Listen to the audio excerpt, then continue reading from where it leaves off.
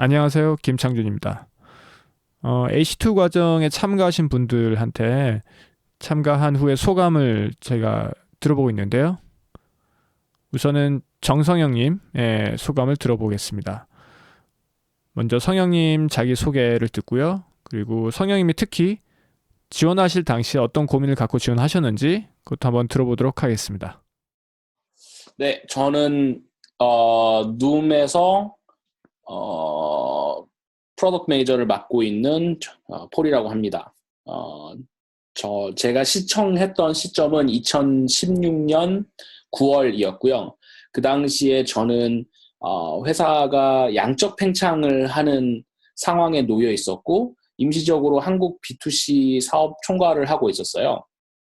그래서 제 그 당시에 가장 고민은 이제는 내 개인의 어떠한 실력과 능력이 아니라 리더십을 통해서 팀에 영향을 끼치고 그 팀의 성과가 결국에는 내 성과가 된다라는 어떠한 기로에 있었는데 AC제곱을 선택을 하고 지원을 하는 데 있어서 제가 기대를 하고 3개월 후에 내가 이렇게 변했으면 좋겠다라고 생각을 한 것은 어떻게 하면 내가 내 개인의 성과가 아니라 팀의 성과에 긍정적인 영향을 끼치는 리더십 훈련을 할 수 있을까? 배울 수 있을까? 이런 고민들을 갖고 신청을 했었습니다. 네, 좋습니다. 이번에는 H2를 접하지 않으신 분들이 H2가 어떤 건지 조금 감을 느낄 수 있게 하기 위해서 성영님이 교육과정 기간 중에 좀 인상 깊게 느꼈던 장면, 떠오르는 것들 있으면 그 스토리를 좀 들려주시면 좋을 것 같습니다. 그걸 한번 들어보도록 하죠. 하나는 AC 제곱에서 창준님과 나와 그 다음에 즉 인스트럭터와 나와 그 다음에 피어 그 같이 듣는 사람들과의 나와의 관계를 설정을 하는 그 과정이 있었어요. 아마 첫 1, 2주였던 것 같은데 그때 창준님이 이 과정을 일부러 그러니까 어떻게 하면 사람들이 프로액티브하게 본인이 얻고자 하는 것을 요청하고 얻고 갈 수 있을까? 그런 다이내믹을 만들까?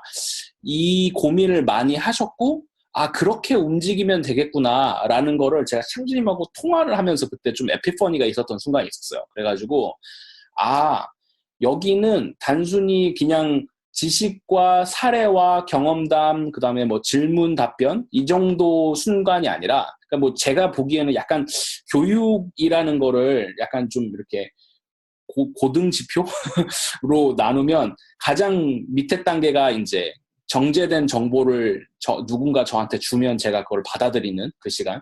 그 다음이 이제 피드백이 그 사람하고 있는 그 단계. 그 다음이 피어하고 피드백이 서로 있어가지고 같이 배워가는 단계였는데 사실 저는 약간 3단계에서 약간 4단계를 AC제곱에서 처음에 느꼈어요. 뭐냐면 일단 모든 게 변경 가능하고 그거를 하는 데 있어서 내가 내 동료들과 지금 현재 주어진 규칙들과 인스트럭터와의 계속 그 다이나믹과를 생각을 하면서 설계에 내가 동참을 하고 내가 얻어갈 수 있는 게 내가 얼마만큼 프로액티브하게 하느냐에 따라서 달라지겠구나라는 거를 그냥 누구나 얘기는 해줄 수 있잖아요. 누구나 당신이 얼마만큼 참여하느냐에 따라서 당신이 얻어갈 게 다릅니다.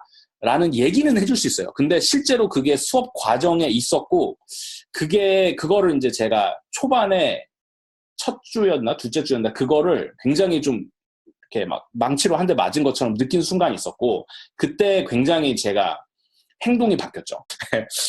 그래서 심지어 동우랑 같이 별도로 사이드로 한 프로젝트가 있는데 뭐 아무튼 프로액티브하게 전환돼서 이 교육을 내가 제대로 얻어가려면 내가 행동이 바뀌어야겠구나 이걸 느낀 순간이 첫 번째였고요. 두 번째 순간이 뭐였냐면 저희가 온라인으로 하면서 여러 가지 불편한 점들이 있었는데 네, 이 부분은 설명을 좀 드리면 좋을 것 같네요. 온라인으로 했다는 거는 H2는 원래는 오프라인 과정인데요. 이 성령님이 하셨던 시기에 온라인 과정을 처음으로 했었어요. 그때 참여하신 분들이 우리나라에 있는 분들도 있지만은 외국에 계신 분들이 또 많았었거든요. 그래서 예를 들자면 스카이프 같은 걸 통해서 서로 얼굴 보면서 인터넷으로 같이 이야기 나누면서 진행을 했었죠. 저한테는 저희가 회고를 할 때, 창준님하고 저하고, 회고를 퍼실리테이션 할 때, 그, 제가 진행을 하고, 그 다음에 제가 앞으로 진행할 거에 대해서 제가 좀 머릿속에 이미 다 리스트업 시켰는데, 창준님이 그거에 대해서 구체적으로 다른 혹은 비슷한 행동들을 하시는 거를 보고 제가 굉장히 느낀 바가 많았어요. 그래서 전문가한테 사실 제가 룸에서 많이 적용을 하고 있는 부분인데 전문가한테 그 전문가의 뽕을 뽑아 먹으려면 내가 할 수 있고 내가 하고자 했던 리스트를 들고 가서 실제로 그 사람도 자기가 나라면 이러한 주어진 과정에서는 이렇게 하겠습니다라고 해서 그 리스트를 들고 간 다음에 그 리스트들끼리 배틀을 시키고 너는 왜 이런 선택을 하냐? 너라면 왜 이걸 하겠느냐? 라는 것들을 토론을 함에 있어서 굉장히 배움이 뭐랄까? 실제적으로 왔다라는 경험을 많이 했거든요. 실제로 제가 제 주변의 마케팅 고수들이나 이런 분들을 찾아가서 할 때 그렇게 요즘에는 해요. 그래서 내가 상황이 이런데 나라면 A, B, C, D를 할 것 같다. 너라면 어떻게 하겠느냐? 라고 해서 네가 갖고 온 EDFG와 내가 갖고 온 A, B, C, D를 배틀을 시켜보자. 뭐 이런 식으로 이제 했던데 그게 이제 저한테 좀 인상이 깊었었고 세 번째 순간은 마크였던 것 같아요. 저희 마지막으로 마인크래프트 워크숍을 했을 때 네, 이 부분은 좀 설명을 드리면 좋을 것 같습니다. 마인크래프트라고 하는 건 게임이죠.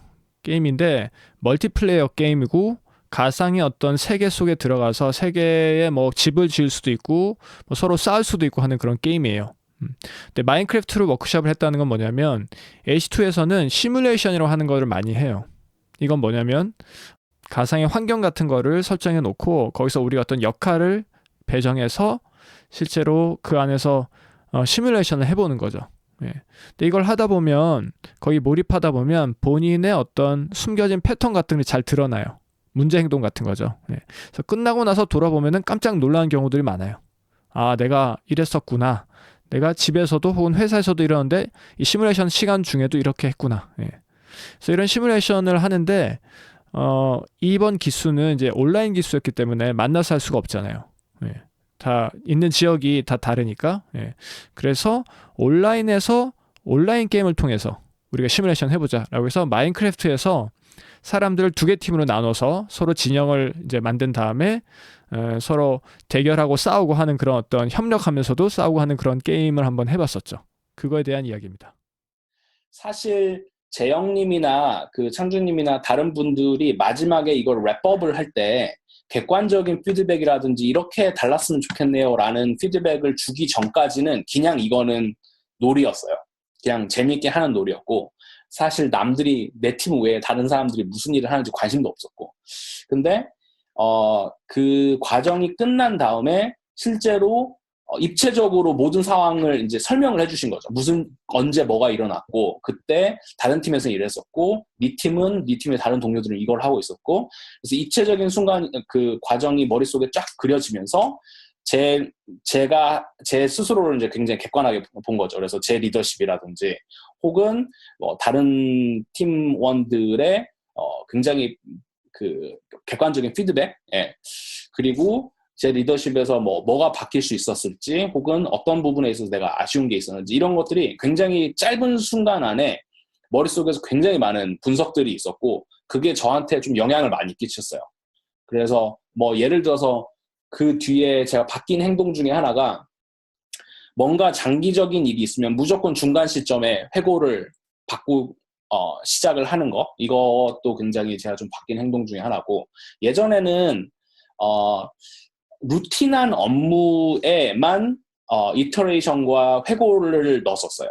그러니까 예를 들어서 뭐 개발을 한다. 그러면 나 예전에 했으니까 뭐 당연히 스프린트 넣고 레트로스펙티브 넣고 하자 이런 거였는데 그게 아니고 약간 애드혹한 일들은 귀찮아서 이런 것들 안 했었거든요. 굉장히 이게 사실 타임 컨슈밍한 일이고 신경을 많이 써야 되는 일이라서 애드옥한 일은 안 했었는데 되게 제가 스스로를 좀 돌이켜 보니까 오히려 애드옥한 일들이 정기적인 일로 변천될 확률이 굉장히 있는데 그것을 초반에서부터 회고와 그 다음에 그 분석을 통한 개선이라는 노력을 애독인 업무들에는 너무 안 했던 것 같아요. 그래서 항상 저한테 스트레스를 주고 생산성이 떨어지는 일들은 그런 애독한 일들이었거든요. 그래서 이제 그 부분이 좀 바뀌었던 것 같고, 예. 정리하자면 첫 번째는 어떻게 하면 이 모든 과정을 내가 더 프로액티브하게 얻어갈 수 있을까에 대한 깨달음을 얻은 그 순간이었고, 두 번째는 어떻게 하면 전문가와 내 행동을 같은 선상에서 비교 분석하면서 봤을 때 내가 더 얻는 게 많았다. 이거 두 번째였고, 세 번째가 마인크래프트 그 워크숍을 하면서 내 스스로, 그러니까 내 역량, 그 다음에 내 리더십, 그 다음에 우리 팀의 문제점들, 이런 것들을 보고 그거에 대해서 피드백을 다면적으로 받을 수 있었다. 네, 성형님이 실제로 마인크래프트를 할 때 어떤 행동을 하셨는지 조금 설명을 드리면 좋을 것 같아요. 성형님이 그 팀의 팀 리더를 하고 계셨어요. 자기 진영에. 근데 성형님이 했던 이제 전략은 뭐였었냐면은 초반에 전략을 잘 짜서 역할 배분을 잘 한 거였어요. 예, 그래서 진행이 굉장히 잘 됐고 초반에 상대팀에 비해서 압도적으로 되게 잘하고 있었거든요. 예. 그런데 이제 문제는 중간에 좀 상황들이 바뀌기 시작했어요. 예. 다이아몬드 갑옷, 뭐 칼 같은 것들이 막 생기기 시작하고 뭐 규칙도 막 바뀌기 시작하고 하는 것들이 생기면서 성형님 팀이 약간 뭐랄까 혼돈에 빠진 거죠. 예, 혼돈 속에 빠져서 이렇게 우왕좌왕하고 좀 그랬던 적이 있었거든요. 그래서 성형님이 그때 본인의 리더십에 대해서 되게 느낀 점이 많았었나 봐요. 그래서 한번 들어보죠. 진짜 기억나는 게 하나 있는데 제 그 방식의 리더십이 변화에 굉장히 취약하다라는 걸 제가 어떻게 보면 경험적으로 깨달은 게 굉장히 저한테는 앞으로 복리 혜택이 있을 것 같아요. 그러니까 저는 굉장히 성과 지향적이기 때문에 이 문제 해결하는데 이 방식이 가장 하면 이걸 해야지라고 하는데 그때 그러니까 물론 그 정도로 랜덤한 혹은 제 머릿속에 없는 변화가 일어날 수 있을지는 모르겠는데 뭐 스타트업은 그럴 수도 있죠. 예. 그래서 정말 변칙적인 상황이 막 갑자기 창조님이 상대편한테 막 다이아 갑옷을 막 주고 다닌다. 이런 상황이 벌어졌을 때 제가 그 다 짜놨고 머릿속에 있는 마일스톤대로 가는 그 리더십은 굉장히 그거에 취약한 거예요.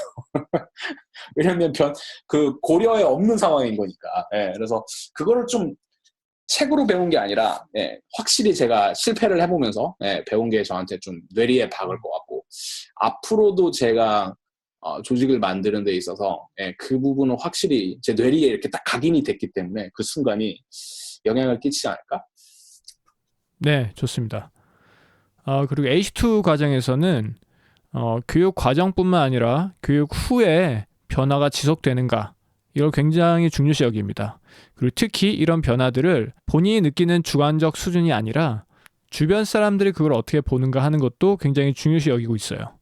그래서 관련해서 성형님의 경험담을 또 들어보도록 하겠습니다. 저 진짜 주변에서 채용 관련해가지고 굉장히 많이 요청이 들어와요. 그래서 제가 뭐 강의를 하거나 이런 경험을 나눌 시간은 없고 정리를 해서 뭐 보내주거나 혹은 그 컨퍼런스 콜 잡고 해주거든요. 근데 전반적으로 제가 작년 8월, 9월에 채용에 대한 고민이 정말 많았어요.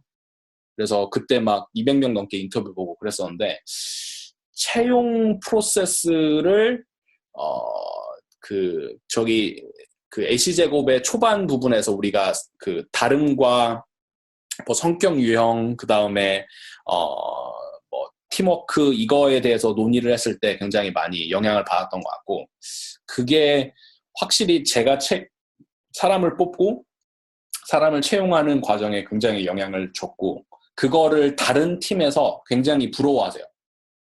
네, 이렇게 해서 성형님 인터뷰를 한번 들어봤습니다. 다시 한번 인터뷰에 참여해주신 성형님께 감사하다는 말씀 드리고요. 오늘은 여기까지 하도록 하겠습니다. 고맙습니다.